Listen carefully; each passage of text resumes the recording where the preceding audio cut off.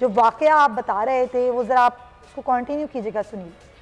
जी, उनके कैसेट लाके बहुत सुनते थे और बहुत और दिल से एक सपना देखते थे, कभी यार इनसे मुलाकात हो सकती है क्या? कभी इनको देखने का मुझे मौका मिलेगा, कभी इनके पैर छूने का मौका मिलेगा, कभी इनके हाथ चूमने का मौका मिलेगा।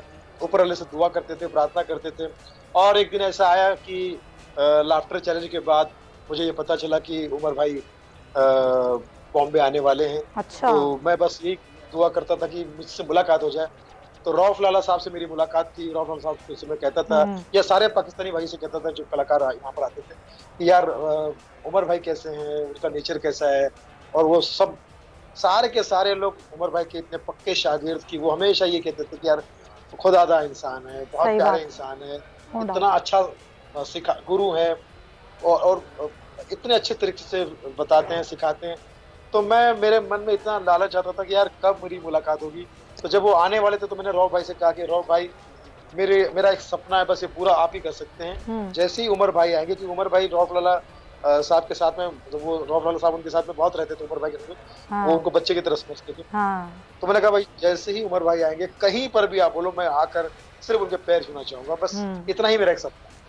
तो उन्होंने बोला कोई बात नहीं। तो एक दिन रात को मुझे फोन आ गया रऊफ लाला साहब का कि सुनील उमर भाई से बात कर। अच्छा, और अगली अगली अगली आवाज उमर भाई की होगी। तो उमर भाई ने अच्छा। फोन लिया और रात का समय था। मुझे कहते हैं उमर भाई पहली बार मुझसे बात कर रहे हैं। कहाँ है तू? तो मैंने कहा उमर भाई मैं घर पे हूँ। किसके घर पे? हुँ, तो मैंने कहा मैं अपने घर पे हूँ। हुँ, पागल आदमी, हुँ, रात में भी अपने घर पे होता है? हुँ। तो मैंने कहा यार उस्ताद आदमी। तो फिर मैंने कहा उमर भाई मैं गुस्ताखी माफ, आपसे मिलना चाहता हूँ। अबे तू मत आ, मैं तेरे पास आ रहा हूँ। अच्छा। और आप यकीन मानिए रात के समय वो मेरे पास में आए। बा- गजाला भाभी भी थी साथ में। भाभी का नाम गजाला ही है ना? जी। हाँ, वो भाभी भाभी जी भी साथ ग़ज़ल, में आई। ग़ज़ल, ज़री ग़ज़ल। गजला, हाँ जी। जो और दोनों मेरे घर पे आके इतनी नेक दुआएं दी, इतनी बातें की, इतनी अच्छी अच्छी बातें मुझसे पूछी और इतना मतलब उस जितने देर वो मुझे मेरे साथ बैठे हुए थे मुझे ऐसा लग रहा था कि मैं किसी और दुनिया में हूँ, मैं यहाँ पर हुई नहीं।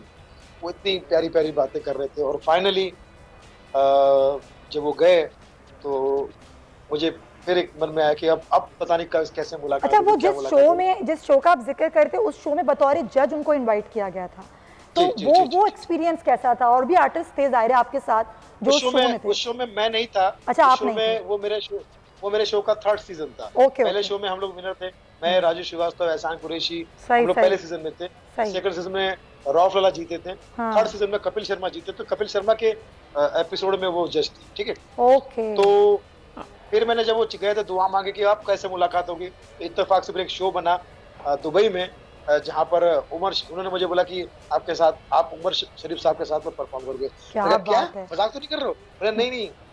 मैंने कहा अरे बाप रे, ये कैसे होगा, ये मैं तो उनके ड्रीम सामने कम परफॉर्म ट्रू हो कैसे गया करूंगा? ना कि ख्वाब पूरा हो यस, गया बचपन का।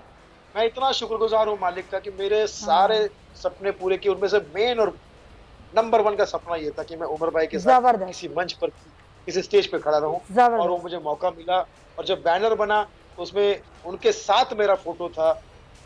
उनके साथ मुझे परफॉर्म करने का मौका मिला। मैं आज भी वो मोमेंट नहीं भूलता। और इतना बैक स्टेज में वो मुझे आकर बोलते थे कि अरे कैसे हो, क्या है। और इतना इतने बड़े शहंशाह थे वो कि थोड़ी देर में सामने वाले को भी इतना रिस्पॉन्स देते थे कि उसे भी लगने लगता था कि वो कुछ है, मुझे भी लगने लगा था कि यार मैं कुछ हूँ।